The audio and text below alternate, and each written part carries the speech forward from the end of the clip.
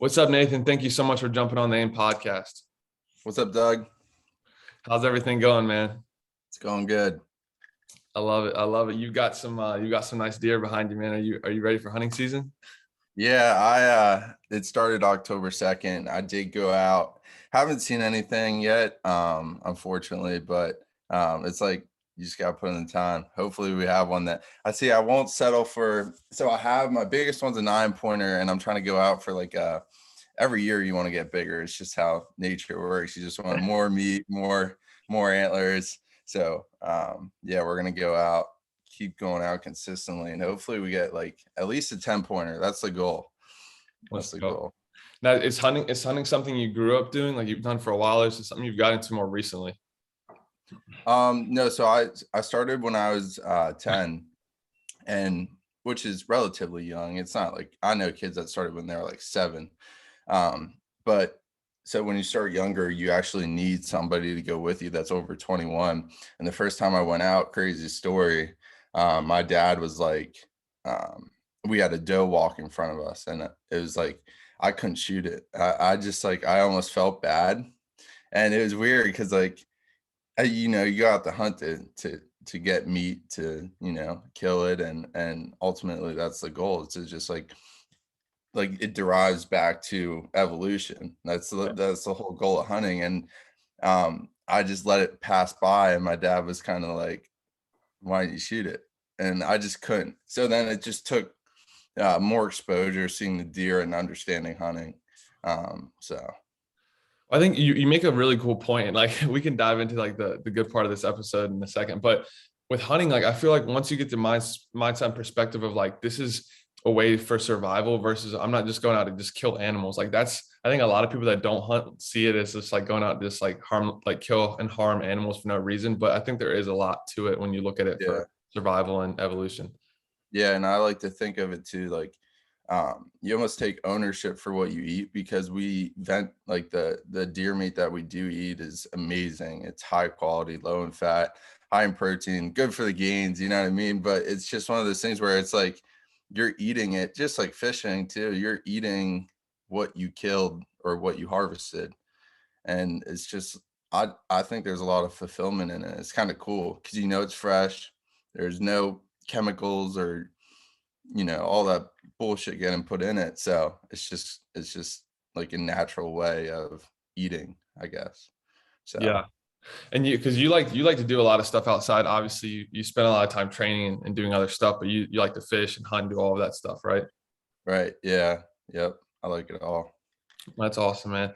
Well, before we dive into this episode, obviously you're training for a marathon, which is super crazy. You're doing that hybrid style though. You're not just strictly running, which I'm excited to talk to you about because I'm doing something similar to that. But I want to Yeah, hear more about your background and your story, kind of how you got to this point. I know you're from Pennsylvania, right? yep, Hershey, Awesome. PA. Yeah. Yeah. But yeah, I mean, dive into that. Tell me a little bit about like how you got to where you are right now. So crazy, Nick Bear is also from, we grew up like 15 minutes from each other, so he's from the same area that I am.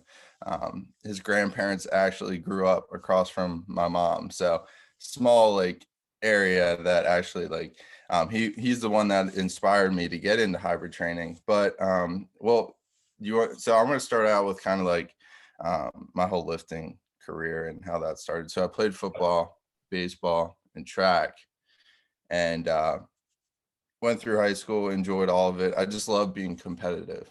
So after high school, really started lifting, getting into building muscle, just getting as big as possible. I was watching like Arnold motivation before I go to the gym. I just wanted to have like 25-inch biceps, and the whole goal is just to get huge.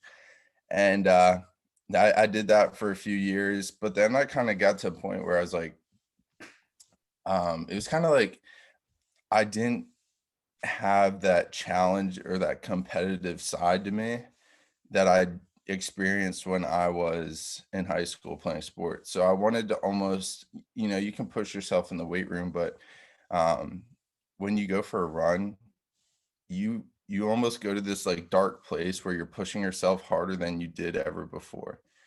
And so I remember I saw Nick talking about how he's going to go for a marathon. And at first I was kind of like, I'm never running. I'm going to get huge. Like, that's what I'm doing. And when he did do it, I went out for my first run, never probably ran over 3 miles in my life, and did 2 miles, 2.5 miles. And I thought I was going to die. It was terrible. I was like, I'm never doing this again. And then I was like, I just was thinking in my head, like, if he can go out, and David Goggins, of course, was popping in that time frame, and he was running hundreds of miles, and I was thinking, I can't even run 2.5. Like, who am I'm nothing. Like, so I was like, you know what, I'm gonna try it. So I went out, and over time I just kept putting in miles, and I just like built that aerobic base. So it was just literally through sucking it up. Like, whenever my legs hurt, or whenever the pain and the lactic acid was just building up, I kind of just pushed through it, and I got faster, and longer distance just became easier.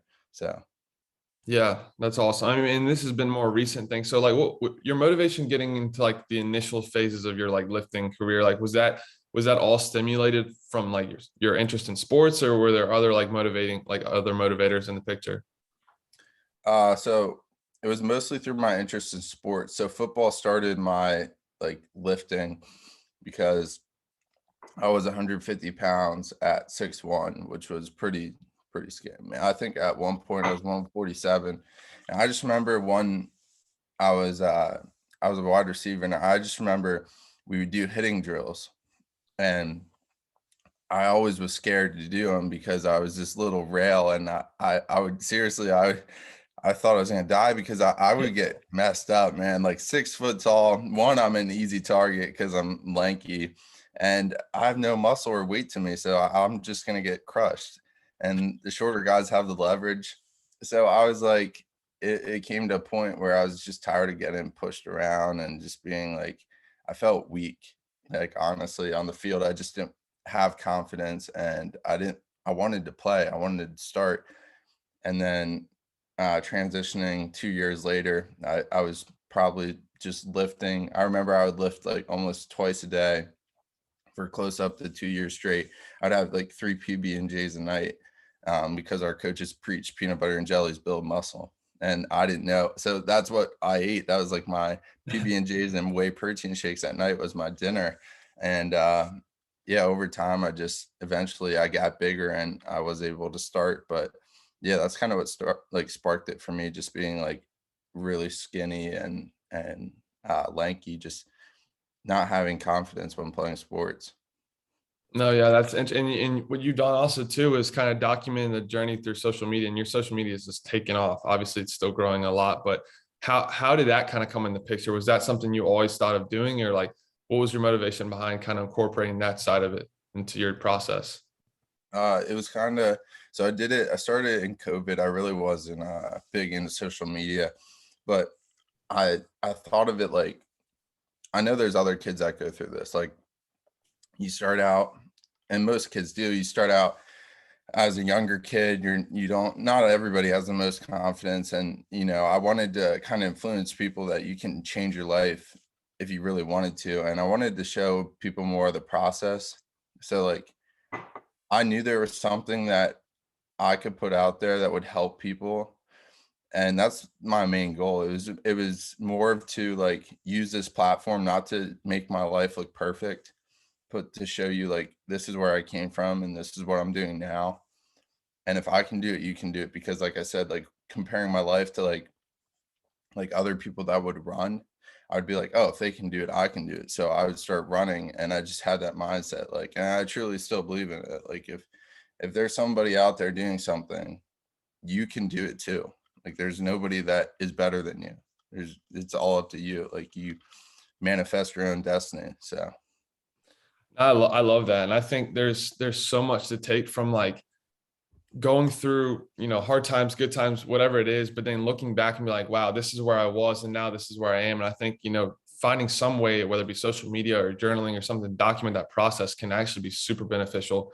And it just depends on how public you want to be with it. Some people enjoy being public and like making an impact on a greater audience. But I love what you're doing, man. You're killing it. appreciate it. What not? And then now, obviously, as those things start to escalate and you do kind of crush the social media, brands get involved. I know you got your BPN hat on right now. How did that come into the picture? Like what are some brands you're working with, and kind of what was that process like? So I'm working with uh, Raw Gear, and BPN. So BPN was first. I started out as an ambassador, and I worked my way up to an athlete. But it all started because I followed Nick, and then he had like this whole ambassador launch in which you could apply, and I applied, and luckily I got accepted. And that was kind of like, I remember that's actually probably why I did initially take the first step in making a social media page, because Nick put out there that he wanted to have an ambassador team, and I was like, okay, I'm gonna start posting fitness stuff and see if I get accepted. First time around, I didn't think I don't think I applied the first time. I actually missed it. But the second time I applied, and yeah, and I got accepted. So ever since then, Raw Gear did reach out probably about 6 months later, 6 to 7 months later, and they're really on the TikTok side. And that's where I was really growing the most with like workouts and motivational clips. So yep.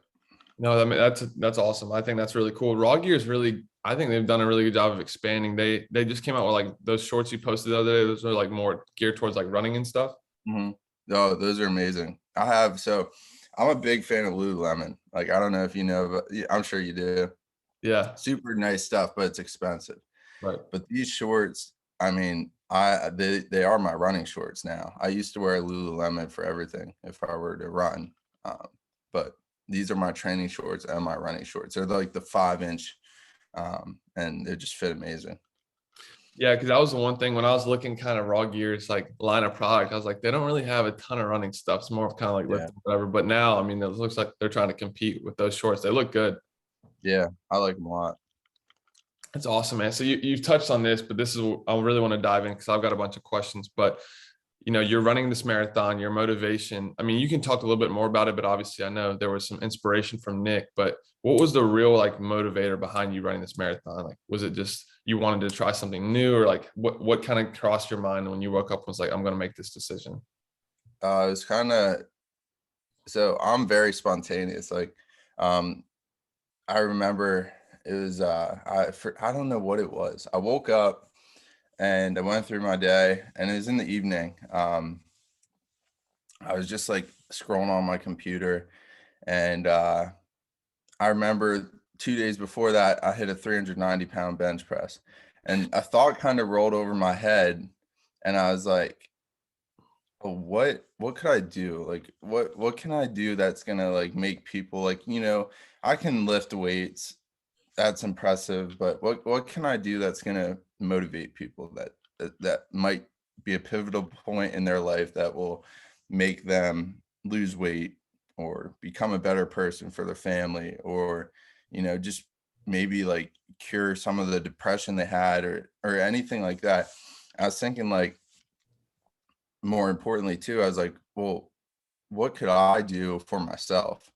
Because I'm gonna be honest, I was biking. I was probably biking maybe like 40 miles a week on my stationary trainer, and that was my cardio. So I was still pretty active, but I was thinking, like, what could I do for myself that's gonna just make me more stronger, more disciplined, and a better person. And that was a marathon. And I looked up closest marathons that night, and I signed up for the Philly Marathon, which now I'm not running anymore, but I'm running the Go One More in Texas. So Yeah. I was curious kind of what went into that decision when you decided to not run the marathon in Philly and instead do the one in BPN. yeah, so it was just because Philly's like, they're really preaching like COVID and stuff, and I didn't want to have to worry about wearing a mask around the finish line, and like, I was just like, I'm not doing that shit. I'm gonna run in Texas. So Yeah, no, I don't blame you. I mean, the one in Texas, I think is going to be really cool, and obviously, like, yeah, you'll be with Nick. You'll have all your team, like everyone there. I think that's going to be a really cool event. yeah, I'll have 15 weeks out. So I remember I talked to you about that. Is like, I don't know. I'm trying to be conservative because if I start running too early, I don't want to burn myself out for that race day.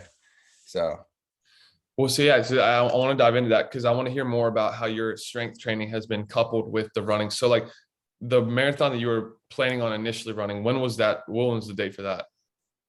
it was November 23rd. Okay. So I was about 8 weeks out. Okay, cool. But now, so now that you're pushing it further back, that event with BPN is in January, you said? Yeah, January 30th or 23rd. So when you're training for an event like this, but you're making an emphasis to continue training the strength side of things. How are you managing both? Like what does your split look like? Is it similar to what it was before? You're just trying to do both? Like how does that look? So, when I first started the marathon training, I found it easy to train, not easy, but I found it beneficial for me to train 6 days a week. And I'd hit legs once a week and everything else I would hit twice a week just because of the taxing um, and all the endurance on my legs. It was just really difficult to recover. So basically, I would start out first 6 weeks. My plan was to lift 6 days a week. After 6 weeks of my program, it was like it really started to ramp up. I was probably running over 50 miles a week, which is pretty much. So I was just like, so after those 6 weeks, I dropped it down to four. That was the programming. And then I would just maintain those 4 weeks or lifting 4 times a week. So And within the actual lift itself, were you still doing hypertrophy or were you doing more strength based like rep range? Like what were you doing in terms of the actual lift itself?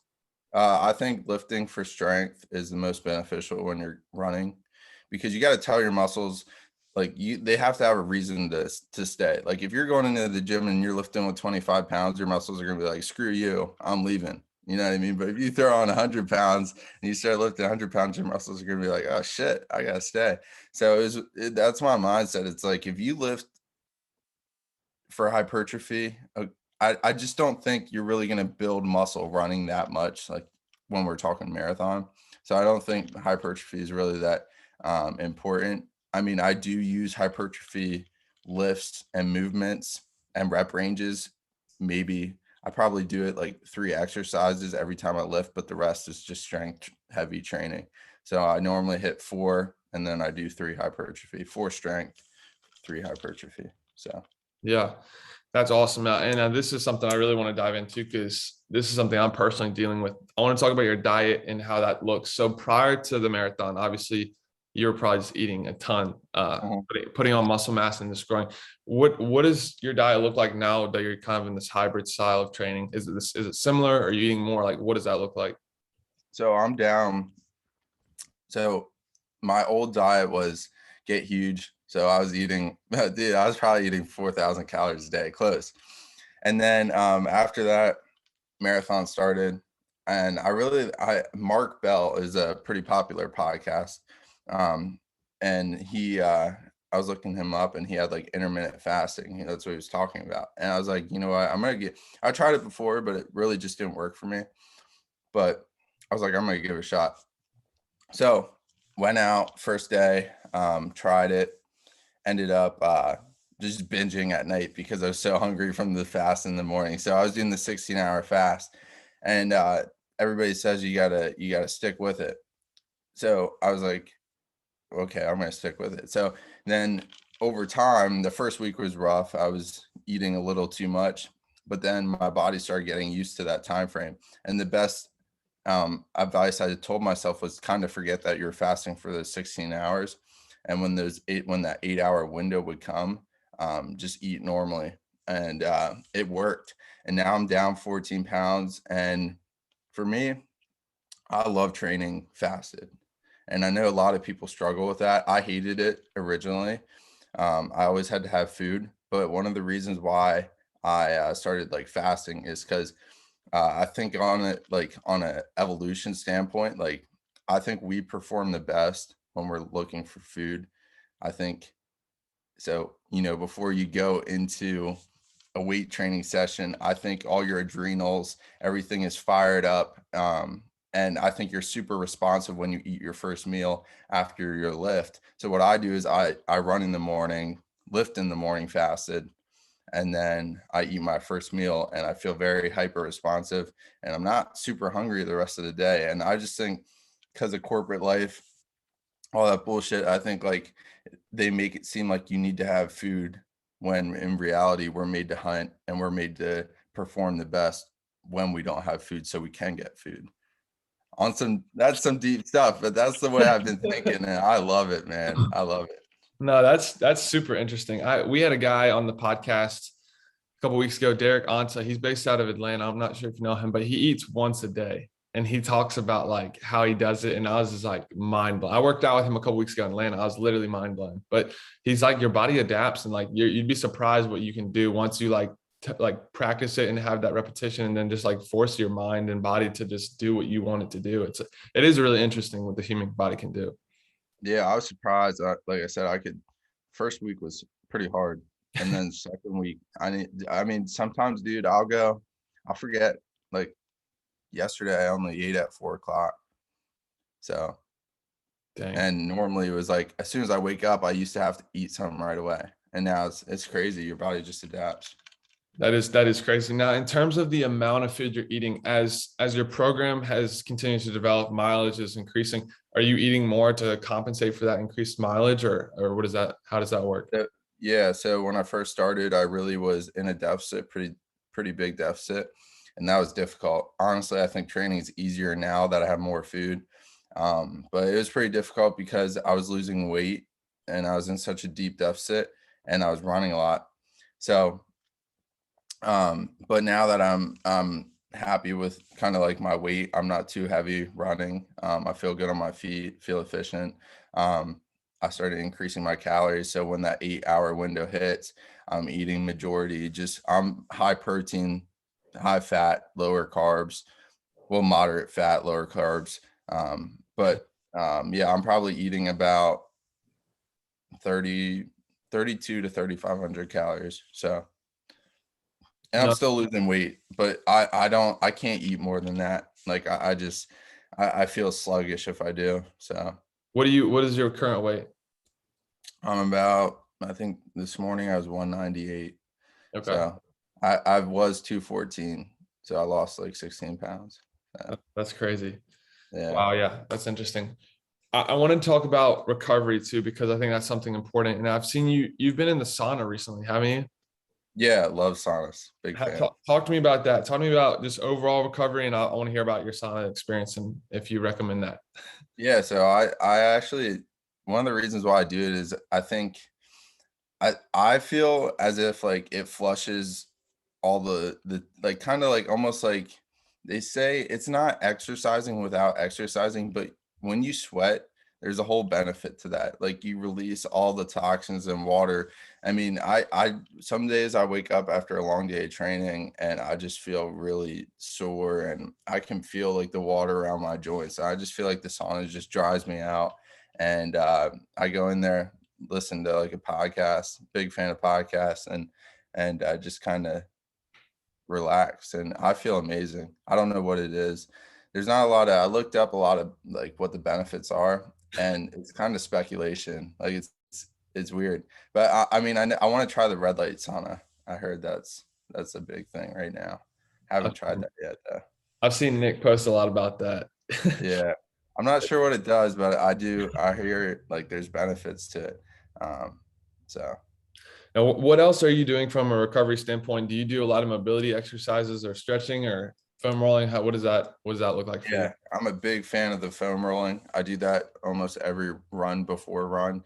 And then after my run, I use a massage gun and that's pretty much all I do. I stretch, but mostly foam roll. Foam rolling is essential for me. I roll like my IT band, my quads, glutes, but Yeah, yeah, foam rolling is killer. I mean, I used to foam roll a lot playing basketball, but I didn't realize how important it is for running. Another thing that I've been doing, I don't know if you do this at all, but I'll roll out my feet with a lacrosse ball, and that's killer, dude.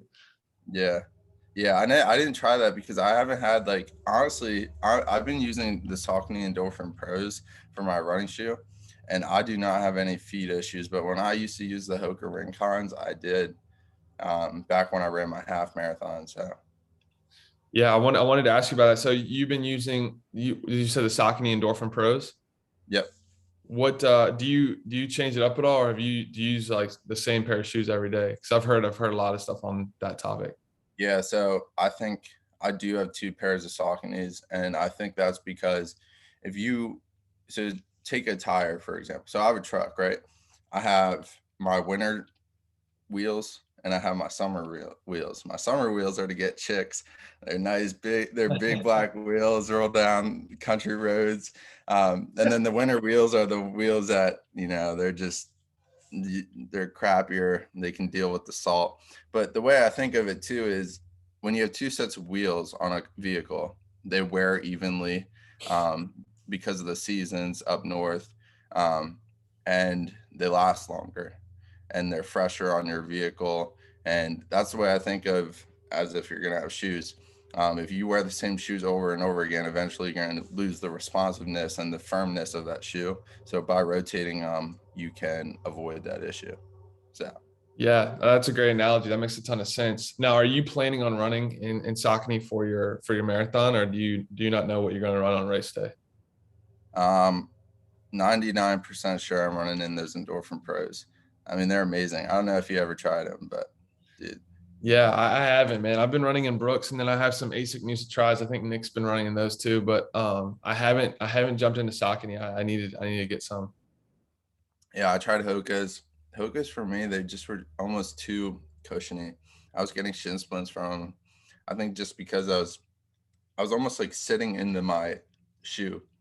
Like I Hmm. was almost like landing and like just being on my feet too long. Whereas the Saucony, it has like a base plate where it kind of pushes your foot off. It's very responsive. So it's like it doesn't want your foot on the ground. Whereas I feel like Hoka was kind of like is more it wasn't as responsive. Yeah, no, that makes a ton of sense. That's been the fun thing because like I grew up playing obviously playing basketball. I would always wear Jordans, Kobe's, LeBrons, like basketball shoes, and I knew so much about that market. I'd sell them, I'd wear them, love all like the new releases, and then getting into this stuff like with the shoes, like I know nothing about like running shoes, so it's been fun to kind of like learn and talk to different people who are running and see what they like. But it's definitely shoes are very different in the running world. I've found that out. Yeah, 100%. They can make or break you too. Yeah, no, seriously. And I've got a really long, like I wear a size 15. My foot's pretty narrow, and I actually have an extra bone in both my feet. And so I have to be careful, like what shoes I wear, because if I don't have enough support, like kind of keeping my foot together, I can get a lot of irritation kind of on the Yeah, side of my foot. 15. Wow.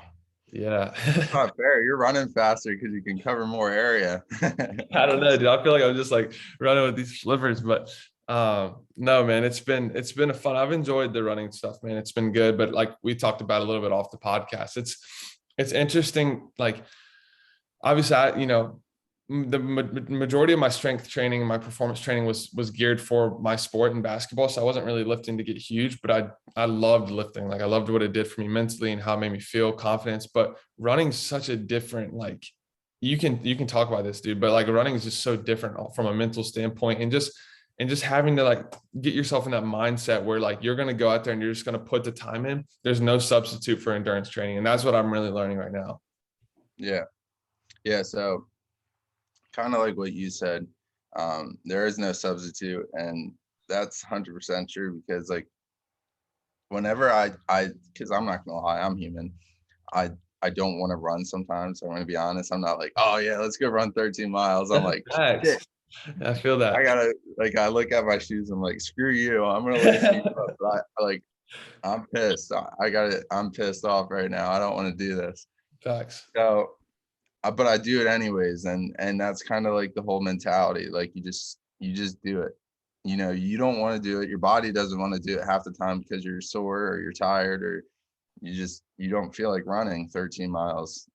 And I always say to my friends and people that ask me like, do I like running? I say I don't like running before, but I like the feeling after. Yeah. That's 100% how I feel. I can go out for no matter what like I could go out and run 5 miles after my run, feel amazing. I could go out and run 13, feel like terrible during those 13 miles, and then feel amazing as soon as I'm done. I never had a run that I regretted. I'll put it to you that way. I genuinely couldn't agree more with that. Like that's so true. I think for me, it's like sometimes like I try to run in the morning as well. And it's like you wake up some mornings and it's cold, it's dark, and you're like, crap, like I do not want to do this.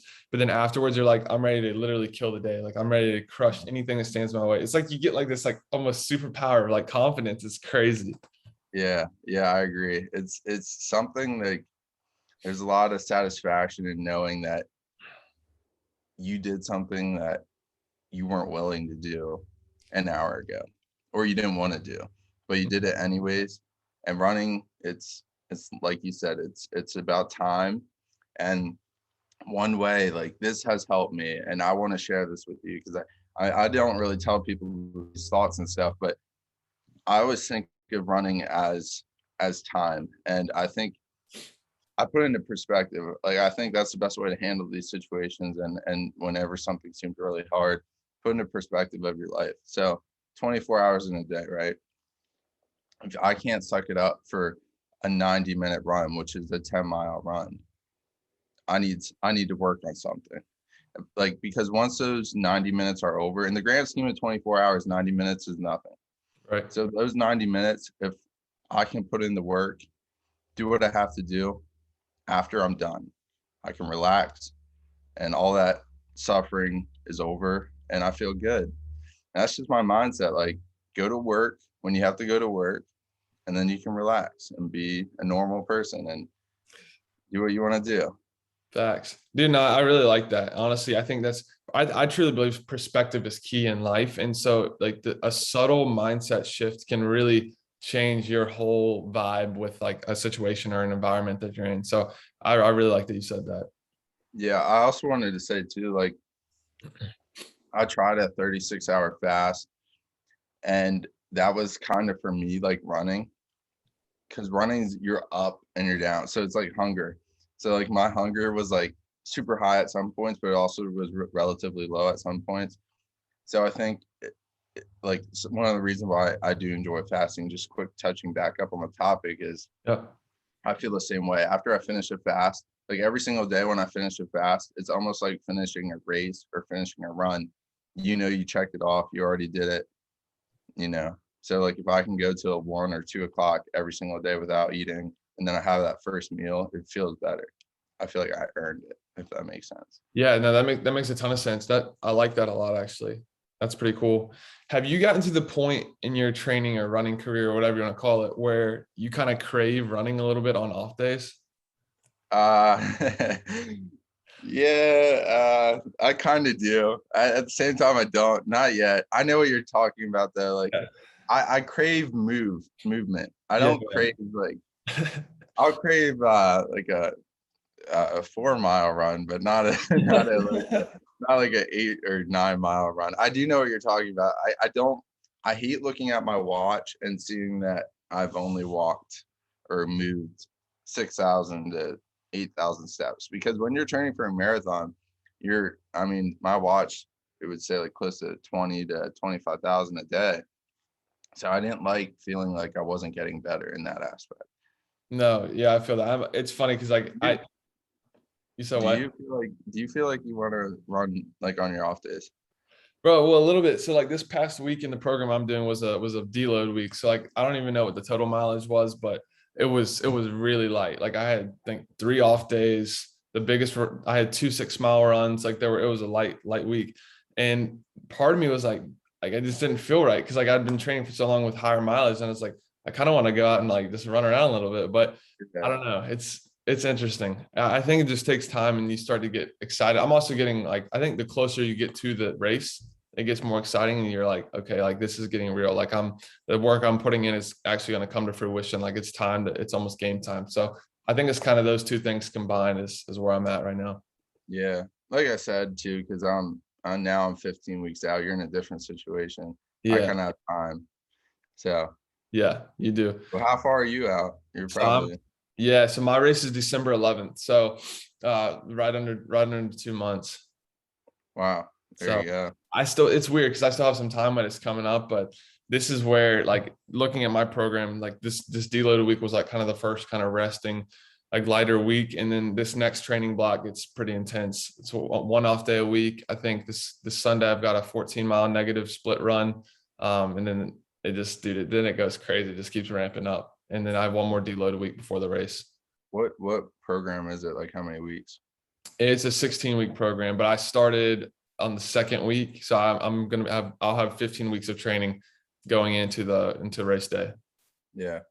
So yeah, it's I'm Yeah, I'm thinking that's probably the best, like for anybody that, because I started 12 weeks and I was pretty, I mean, I remember my first 2 weeks were like relatively easy. And then it was like, all right, you have a 9 mile run. And my runs before that were just like four, maybe five.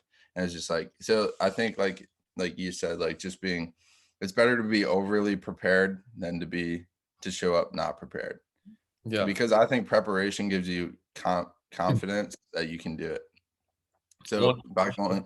by going out, like for you with basketball, like if you didn't put in the work before a game, you probably didn't feel like you could shoot relatively accurate enough. Facts. I think that applies to literally everything, your job, No. like everything. Yeah, I agree. I think it really does. And I think the cool thing that I've seen too is just like how your body over time adapts. And like I remember like kind of similar to what you were saying, like prior to training for this marathon, like I would go out and run a 5K like max. Like I wouldn't really run more than 3 miles. And that used to be like a solid workout for me. I'd be like, yo, I'm gonna go crush 3 miles. It's gonna be good cardio for the day. But now it's like if I'm doing like a 12-mile run, the first 3 miles I've like felt like a blink of an eye. Like I barely even felt the miles. And it's just crazy to see how over time your body changes and like perspective changes. Yeah. Have you lost weight throughout the process or? Dude, not really. Honestly, I thought I would. I weighed myself last night. I'm around 200 pounds. So I thought I Yeah. would be like 190, 195, but I mean, I've still been lifting 6 days a week, pretty much the same as you. I've been doing a little bit. I've been doing strength more for the legs, but still a little hypertrophy upper body. But I feel pretty good physically. I kind of want to put on a little more size. Yeah. Yeah. I mean, it's after you definitely can. I Yeah, think it's difficult though, like we said. I think you can keep definition, you can keep your muscle maturity. That's not going to leave because you already have that build. As long as you're eating enough protein and you're eating enough calories, you'll be fine. But right. yeah, I agree. I when you're running, you kind of crave lifting, but when you're lifting, you crave running. For Yeah, me, yeah, it's no, weird. I feel that. I feel that. And what I want to talk to someone that's really like done marathons and has experiences like how to taper off the lifting, like leading up to race day, like how like what does that last 2 week period look like? What does that last week period like to really just put yourself in a position to do your best on race day? So that's something I still need to kind of find some answers to. Yeah. Yeah, I agree. I thought about that too. But at the same time, like I'm my goal of this marathon isn't to be the fastest person Right. out there. You know what I mean? It's just that I want to run it efficiently and to the best of my ability. I want to reach that dark place where I want to give up and push through it. That's what I want to do. I never had this mindset of when I signed up that I was going to run a sub 3 hour marathon. It was more like, hey, let's go in here, push ourselves, and show people that you can do things that you didn't think you could. Yeah, no, I love that. And something I didn't really realize at the beginning, but most people that run marathons, and I mean, there's everyone can run a marathon, like whatever you put your mind to it, but they're mostly like later in their 20s, 30s, 40s. Like I don't see a lot of people our age running marathons, at least guys. I don't know. Maybe I'm wrong, but Yeah, I agree. And doing if this. they are, they're normally like they're like runners. Yeah, They're not people that lift. So I think that by doing both, it kind of you just prove that it's possible. I agree. So what are and you might not have an answer to this, but do you have any goals, any next goals after this marathon? Or are you solely focused on this one event? Uh, so I'm going to do an Ironman in some point in my life. I don't know when that is. I do think I want to compete in the bodybuilding once. Try it. I want to go on prep, see how lean I can get, because that in itself, like I was watching Chris Bumstead and he was like, man, 1,800 calories with all that muscle. I mean, he's going through the same thing you are with, and he's doing 2 hours of cardio. I know it's different than running. That in itself is just as hard as training for a marathon, if not harder. So I want to experience, like, I'm all about experiencing all those, like, those challenges. I want to see, like, because like, it's hard to neglect something inside your body. That's why people struggle with losing weight. Like, when you're hungry, like, that's like internally, Yeah. you know what I mean? Like, that's why people, it's so hard, because that's your body telling you to do something. So Facts. I want to go on prep and just see how far I can push myself. No, I think that's interesting. I like that you're grabbing like goals, ideas from all ends of the spectrum of fitness, which is, I think, super cool how people can, you can be super well-rounded, you can be super strong bodybuilding, you can do like literally one of the toughest endurance events in history, the Ironman. So like, I think that's cool how you can take different things from each side of the spectrum. Yeah, I think I wanted to try and bench 405. These are just smaller goals, just like bench 405 and deadlift Yeah, small 600. goal, just 4 or 5. Well, I meant like something that I don't have, like something that I'm gonna acquire through my training. Like, when I go on prep for bodybuilding, I want to be able to hit a 405 during my bulk, For sure. and then I'm hopefully messing with deadlift 600. But yeah, I just like it all, man. I think I'm one to get very bored. I get bored doing the same routine, and I like to switch it up. I think change is good, and I think change is something that's uncomfortable, but it becomes comfortable, and it just teaches you a lot about fitness. I love fitness, and I just love what it can do for somebody. So Dude, that's so true. Like that's really how I feel about it as well. And I feel like so many people are so focused in on one thing or the other. But like, I love the feeling of a pump when you get a crazy lift. I love the feeling of like the runner's high when you do endurance. I love HIIT workouts where you're like, I'm gonna just put a clock on for 15 minutes and kill this circuit. Like, there's different things you can take out of it, but the bottom line is just being active and being healthy. And that's truly what I love and enjoy. yeah, 100%. Heck yeah, man. Well, dude, this has been a really dope episode. I'm excited. I'm excited to see how everything goes with your training, and I know you're gonna probably adjust some things, but it's really cool to talk to you, man. I'm excited for you, and I just really appreciate you jumping on the AIM podcast. Yeah, I appreciate it. I mean, we're both gonna kill this marathon. It's just a matter of what our time's gonna be. So super excited. Yeah, no, I agree, man. It's gonna be a good time. We're gonna put in a good effort, and like you said, just get to that dark place and keep pushing. Yeah, that's what it's about. That's why you sign up for these events. Let's go, man. It's gonna be a bad day to be a marathon on December 11th. Yeah. Then after, bad day to be awake. That's right. We're gonna crush it. All right, man. Thank you so much, Nate. I really appreciate it, man. All right, no problem.